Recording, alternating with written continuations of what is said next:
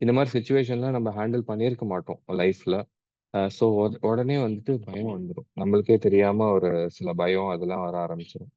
அந்த பயத்துல வந்து என்ன ஆகும் அப்டின்னா வந்துட்டு, நம்ம என்ன பண்ணுவோம் அப்படின்னு சொல்லிட்டு கண்ட்ரோல் இல்லாம வந்துட்டு போக ஆரம்பிச்சுருவோம்.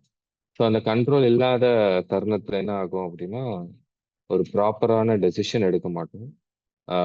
ஒரு நம்மளோட எமோஷன்ஸ் வந்து கண்ட்ரோலே பண்ணாம will be in a chaos situation. So அந்த கேஆஸ்ல வந்து என்ன ஆகும் அப்படின்னா வந்துட்டு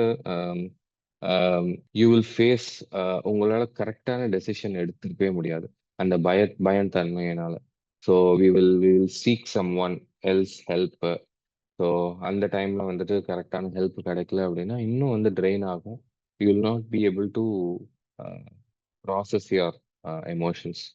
நீங்க எந்த ஒரு விஷயத்தையும் நீங்க வந்து சாதிக்கணும், அடையணும் அப்படின்னா வந்துட்டு பிரேவா ஒரு டெசிஷன் எடுக்க ஆரம்பிக்கணும். ஸோ அந்த பிரேவ்னஸ் வந்து மெடிடேஷன் வந்து ரொம்ப அதிகம் தரும். நேத்து வந்து கலைமணி அவர்கள் வந்து சொல்லியிருப்பாரு. என்னோட டெசிஷன் மேக்கிங்லாம் வந்து டக்கு டக்குன்னு எடுக்க ஆரம்பிச்சுட்டேன் அப்படின்னு. ஏன் அப்படின்னா, அவருக்கு பயம் இல்ல. நம்ம பார்த்துக்கலாம். We can manifest our reality. நம்ம மெடிடேட் பண்றதுனால அவருக்கு வந்து அந்த ஸ்பிரிச்சுவல் என்லைட்மென்ட் கிடைச்சதுனால what he does is like அவரோட பாதை வந்து கிளியரா இருக்கு. டக்கு டக்குன்னு இது என்ன ஒரு டெசிஷன் எடுத்தாரா அது ஃபர்ம்ல இருப்பாரு. இந்த நெகட்டிவ் பார்க்க மாட்டார். நெகட்டிவ் இருந்தாலும் பார்த்துக்கலாம் அப்படின்னு சொல்லிட்டு ஒரு பயமறியாத தன்மை, இந்த ஃபியர்லெஸ்னஸ் வந்துருச்சு. அதனால ஈஸியா வந்து டெசிஷன் எடுத்துக்கலாம். அதே மாரி தான் உங்களாலயும் இந்த மெடிடேஷன் பண்ணும்போது காம்ஸ் யுவர் மைண்ட்.